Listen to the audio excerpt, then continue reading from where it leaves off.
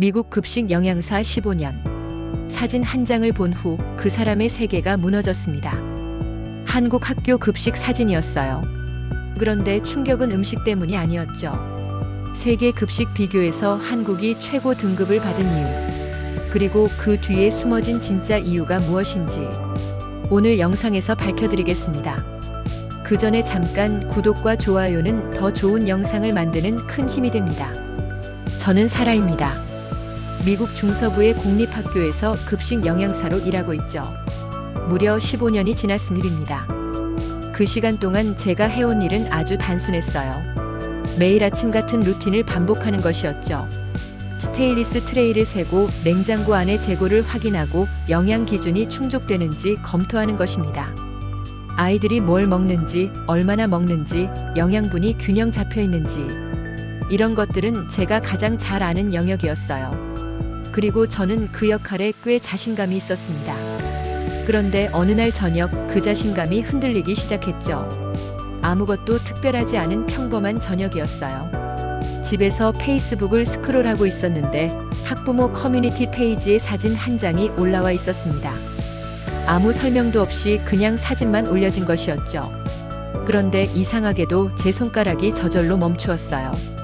무엇이 제 시선을 잡은지 그 순간에는 잘 몰랐습니다. 사진 속에는 스테인리스 트레이 하나가 있었죠. 평범해 보이는 트레이였는데 그 위로 놓여진 것들은 평범하지 않았어요. 밥이 있었고 맑은 국이 있었습니다. 작은 접시 위에는 고기 반찬과 여러 종류의 밑준비 반찬들이 깔끔하게 배치되어 있었죠. 색상이 다양했고 양도 넉넉해 보였어요. 한눈에 봐도 정성이 들어간 식사였습니다. 아니, 그냥 식사라기보다는 깔끔하게 정리된 작품 하나와 같아 보였죠. 첫 순간의 반응은 아주 간단했어요. 합성이겠지. 저는 급식 영양사라는 직종에 오래 종사해왔으니까요. 공립학교 급식이 이런 모습일 수는 없다고 생각했습니다. 그래서 호기심에 클릭했죠. 댓글을 확인하려고요. 그런데 그 댓글에서 제가 멈추게 되었어요. 수십 개의 댓글이 쏟아져 있었습니다. 이건 제 아이의 오늘 급식이에요. 우리 학교도 매일 이런 밥을 먹습니다. 한 사람은 이렇게 적었죠. 한국 학교 급식이야. 놀라운 표현 하나 없이 아주 평범하게 적고 있었어요. 누구도 이건 특별한 일이라고 여기지 않았습니다. 그냥 일상이었죠. 저는 핸드폰을 잠시 내려놓고 생각했어요. 그리고 불편한 감정이 천천히 올라왔습니다. 왜냐하면 그 순간 제가 매일 아이들에게 내놓는 급식의 모습이 떠올랐기 때문이었죠. 두 풍경이 겹치면서 가슴 안에서 뭔가가 무거워졌어요. 이건 급식이 아니라 가족 식사잖아. 그 말이 머릿속에서 계속 떠올라 있었습니다. 한국이라는 나라의 공립학교에서 아이들이 이런 밥을 먹는다는 건 단순히 놀라운 일이 아니었어요. 뭔가가 근본적으로 다른 것이었죠. 그 밤은 눈을 감아도 그 사진이 떠올라 있었습니다. 그 밤은 잠이 제대로 들지 않았어요. 머릿속이 계속 돌아가고 있었죠. 그 한국 급식 사진이 눈을 감아도 떠올라 있었고 왜 그것이 저를 이렇게 불편하게 만드는지 이해하고 싶었습니다. 다음 날 아침 저는 평소보다 일찍 학교로 향했어요. 급식실로 들어가면서 주변을 한번 둘러보고 싶었죠. 평소라면 그냥 지나치며 루틴을 시작하는 공간이었는데 그날은 달랐습니다. 급식실 한쪽 벽에 오늘의 메뉴가 붙어 있었어요. 치킨 너겟, 냉동 채소 볶음, 우유 한 팩, 작은 샐러드 한 그릇이었죠. 저는 그 메뉴판 앞에서 멈추었습니다. 어제와 다를 것도 내일과 다를 것도 없는 메뉴였어요. 그런데 왜 오늘은 이건가? 이전까지는 한 번도 이런 감각을 느끼지 못했었죠. 아마 그 사진을 보기 전까지는요. 저는 냉장고 안을 열어보았습니다. 냉동 닭고기 상자들이 가득 들어차 있었어요. 냉동 당근, 냉동 브로콜리, 냉동 옥수수. 모두 비닐백 안에 눌어붙은 상태로 있었죠. 냄새도 거의 없었습니다. 만들기는 쉬운 재료들이었어요. 오랫동안 이 재료들을 사용하며 아무도 이의를 제기하지 않았었죠.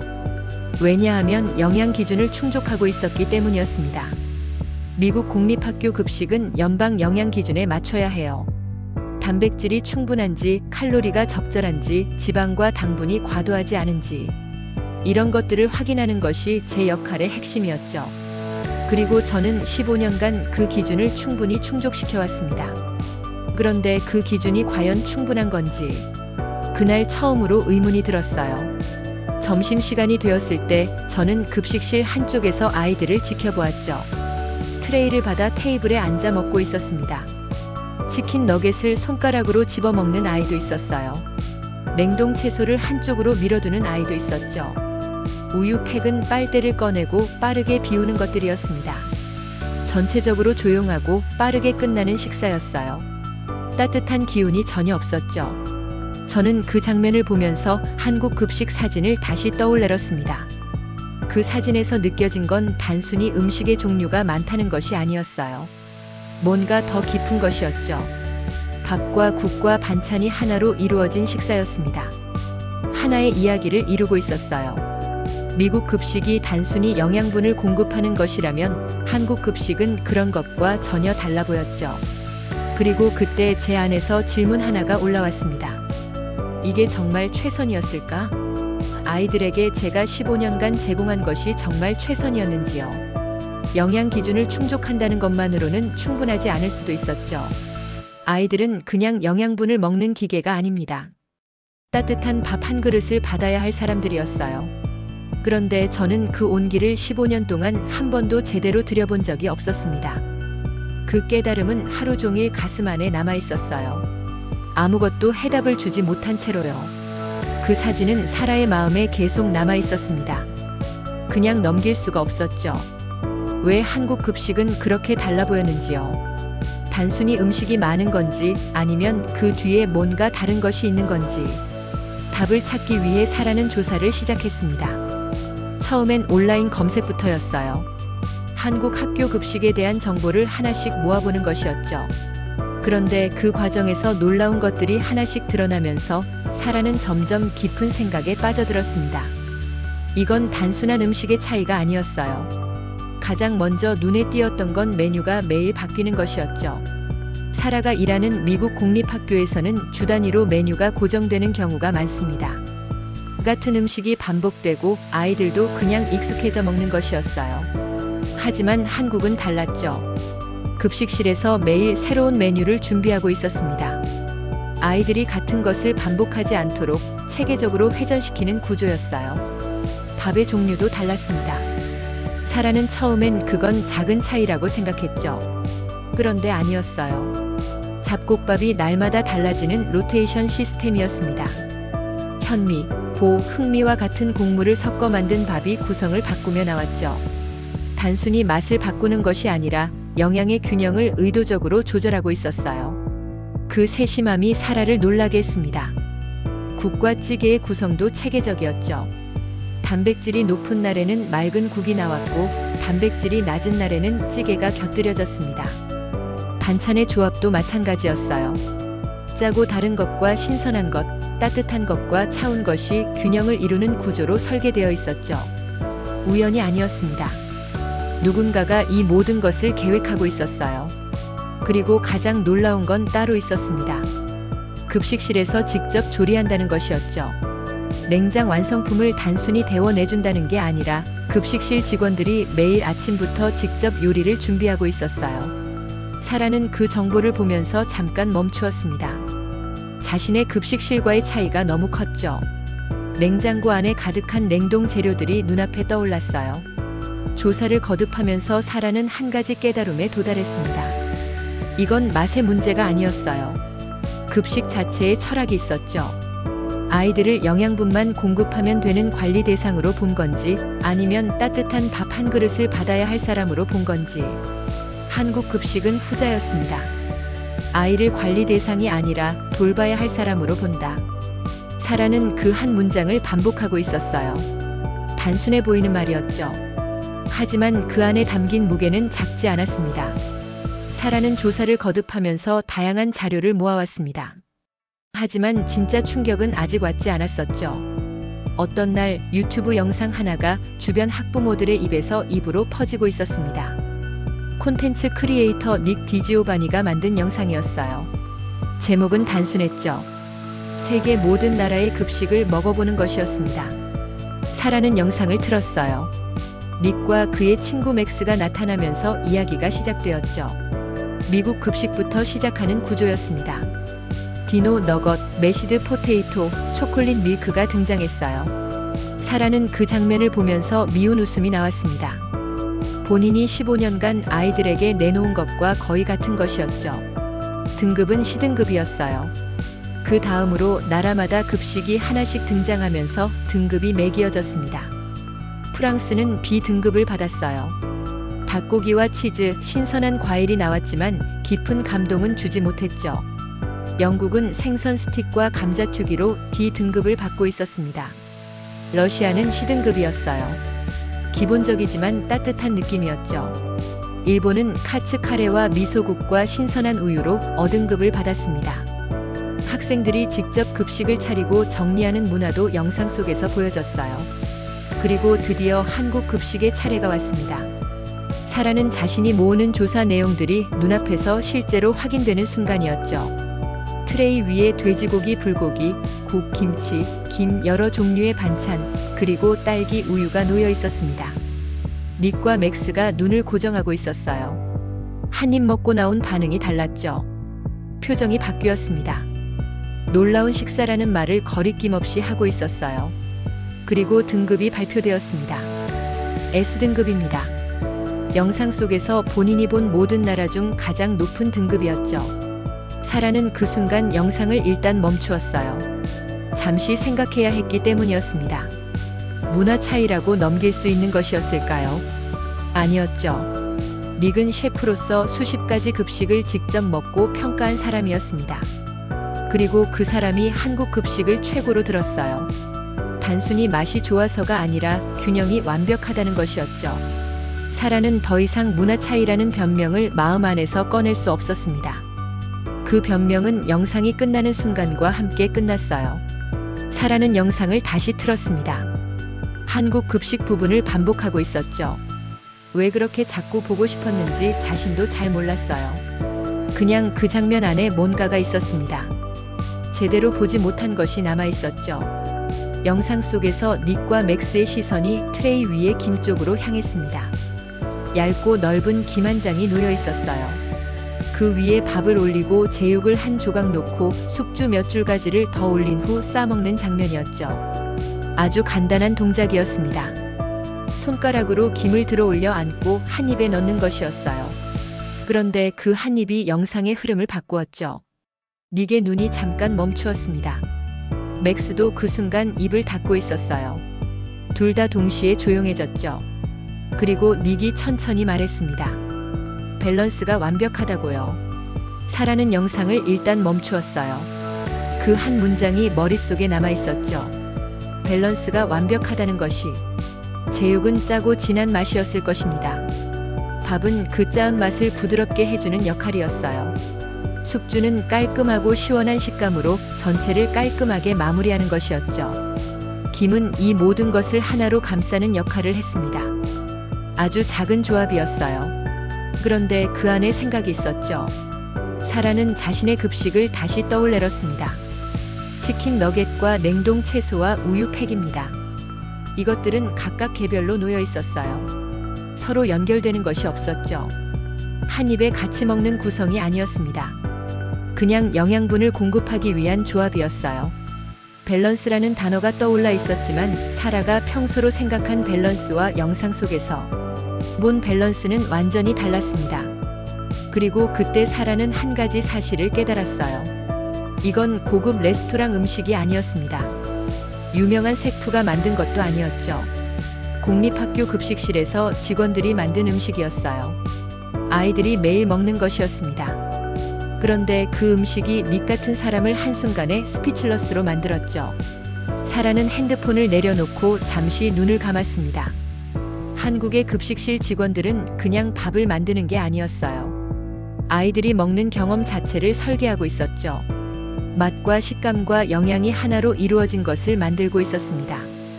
그리고 그게 아이들에게 자연스럽게 매일 반복되었었어요. 사라는 깊은 숨을 한 번 쉬었습니다. 그 제육 한 쌈의 무게가 가슴 안에서 무거워져 있었죠. 사라는 한국 급식에 대해 조사하면서 여러 놀라운 것들을 발견했습니다. 직접 조리하는 급식실, 매일 바뀌는 메뉴, 균형 잡힌 식단. 이런 것들도 충분히 놀라운 일이었죠. 그런데 어떤 날 사라는 한국 학교에 있는 시스템 하나에 대한 정보를 접했습니다. 그리고 그 순간 지금까지 느낀 충격의 크기가 달라졌어요. 인공지능 잔반 분석 시스템이었죠. 처음엔 이름만 들었을 때도 깜짝 놀랐습니다. 급식실에 카메라가 설치되어 있었어요. 그 카메라가 학생들이 먹은 것과 남은 것을 자동으로 분석하는 거였죠. 500만 건 이상의 음식 정보를 학습한 인공지능이 음식의 종류와 양을 스캔하고 배식된 양과 남은 양을 비교해 학생이 얼마나 먹었는지까지 파악하는 것이었습니다. 사라는 그 정보를 읽으면서 잠시 멈추었어요. 그냥 음식물 쓰레기를 줄이는 기술이 아니었죠. 아이들의 식습관을 데이터로 보는 것이었습니다. 어떤 학교에서는 이 시스템을 도입한 후 음식물 쓰레기가 연평균 60% 이상 줄었다는 보고가 있었어요. 단순한 숫자가 아니었죠. 아이들이 스스로 먹는 양을 인식하고 변하고 있었습니다. 특히 사라의 마음에 깊이 남은 것은 따로 있었어요. 고학년 학생들에게는 매달 집으로 개인별 식습관 분석 정보가 전달되는 것이었죠. 내가 뭘 먹었고 뭘 남겼는지, 그리고 그 정보를 바탕으로 스스로 편식을 줄이는 과정이었습니다. 강제로 먹게 만드는 것이 아니었어요. 아이가 직접 자신의 데이터를 보고 변화를 이루는 구조였죠. 사라는 자신의 급식실을 떠올려봤습니다. 아이들이 냉동 채소를 한쪽으로 밀어두는 장면이 떠올랐어요. 누구도 그 행동에 관심을 가지지 않았었죠. 왜냐하면 관심을 가질 시스템이 없었기 때문이었습니다. 아무것도 기록되지 않고 아무것도 분석되지 않고 그냥 남은 음식은 버려지는 것이었어요. 한국은 아이들을 훈육하는 게 아니라 존중하고 있었습니다. 사라는 그 한 문장을 마음 안에서 반복하고 있었어요. 잘못된 식습관을 벌주거나 강제하는 것이 아니라 데이터를 통해 아이 스스로가 깨달아가는 구조를 만든 것이었죠. 그리고 그게 사라에게 가장 큰 충격이었습니다. 기술의 문제가 아니었어요. 아이를 바라보는 시선의 차이였죠.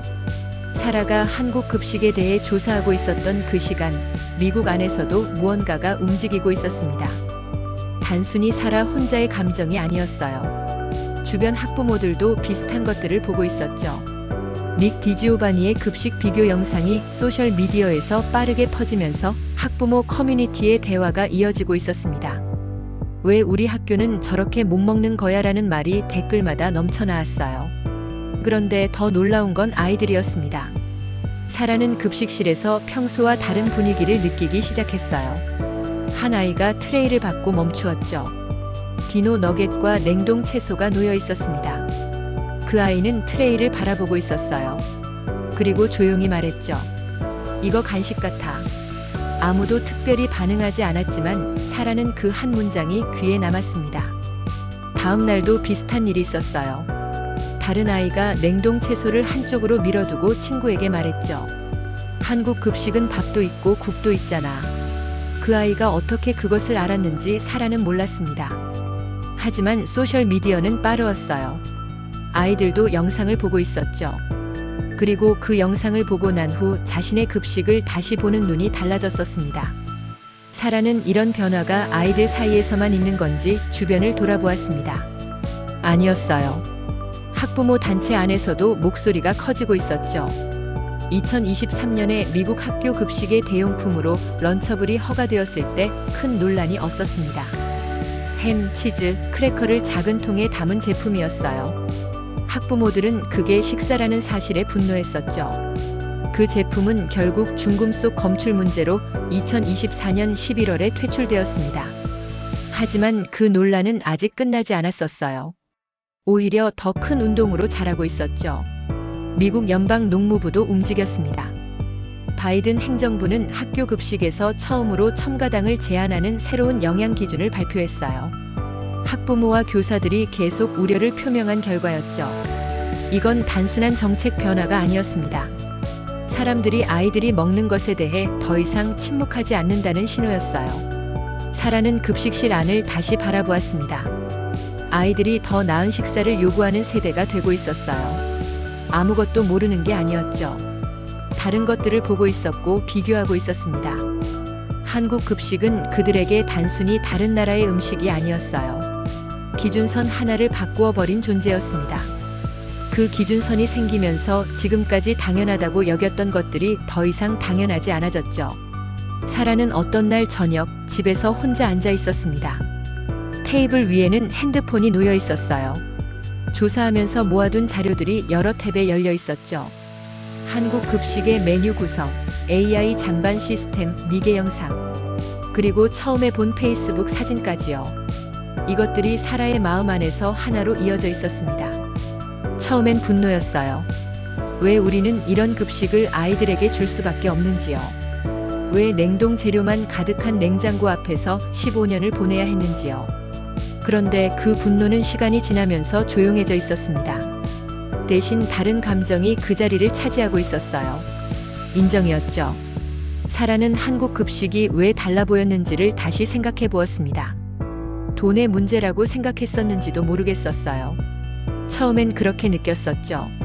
그런데 조사하면서는 아니었습니다. 돈을 많이 쏟아붓는 것이 아니었어요. 급식실 직원들이 매일 새로운 메뉴를 준비하고 잡곡밥을 회전시키고 국과 반찬의 균형을 의도적으로 설계하는 것. AI가 아이들의 잔반을 분석하고 그 데이터가 아이 스스로의 변화로 이어지는 것. 이런 것들은 돈으로 만들어지는 것이 아니었습니다. 마음으로 만들어지는 것이었죠. 한국 급식이 세계에서 가장 높은 평가를 받은 이유는 돈이 많아서가 아니었습니다. 아이를 대하는 태도가 달라서였어요. 아이들을 관리하는 대상이 아니라 돌봐야 할 사람으로 본 것이었죠. 사라는 그 말을 마음 안에서 천천히 되새겼습니다. 단순해 보이는 말이었어요. 그런데 그 안에 담긴 것은 작지 않았죠. 미국 급식의 구조는 복잡한 이유로 형성되었었습니다. 다민족 사회에서 통일된 급식을 만드는 건 어려운 일이었어요. 알레르기, 종교적 신념, 소송의 위험. 이런 것들이 급식실의 선택지를 좁혀왔었죠. 사라는 그 현실을 부정하지 않았습니다. 하지만 그 안에서도 할 수 있는 것들이 있었었다는 것도 알아가고 있었어요. 저녁이 깊어져가는 사이 사라는 잠시 눈을 감았습니다. 급식실의 냉장고 안이 떠올랐어요. 냉동 재료들이 가득 들어차 있었던 모습이었죠. 그리고 그 옆으로 한국 급식실의 이미지가 겹쳐져 올라왔습니다. 직접 조리하는 냄새, 매일 바뀌는 메뉴, 아이들이 밥과 국과 반찬을 한 트레이 위에서 받는 장면이었어요. 사라는 눈을 떠서 테이블 위에 메모 한 장을 꺼내었습니다. 거기에 조용히 한 줄을 적었어요. 나도 내 자리에서 바꾸기 시작하겠다. 아무것도 한 번에 바꿀 수는 없었습니다. 하지만 작은 것부터라도 시작할 수 있었죠. 냉동 재료 하나를 신선한 것으로 바꾸는 것, 메뉴에 따뜻한 국 한 그릇을 추가하는 것, 아이들이 먹는 식사에 진심을 담는 것이었습니다. 급식은 그냥 음식이 아니었어요. 급식은 나라의 철학이었죠. 그리고 그 철학은 한 사람의 마음에서도 시작될 수 있었습니다. 지금까지 사라의 이야기를 들으셨나요? 미국 급식 영양사 한 명이 사진 한 장을 보고 시작한 여정이었습니다. 그리고 그 여정 안에서 발견한 것은 단순한 음식의 차이가 아니었죠. 아이를 대하는 철학의 차이였습니다. 한국 급식이 왜 세계 최고라는 평가를 받는지 이제 조금이라도 느껴지셨을 것 같습니다. 오늘 영상이 여러분의 생각을 한 번이라도 깊게 만들었다면 좋아요 한 번과 구독 한 번으로 보여주세요. 그것이 저에게 더 좋은 영상을 만드는 힘이 됩니다.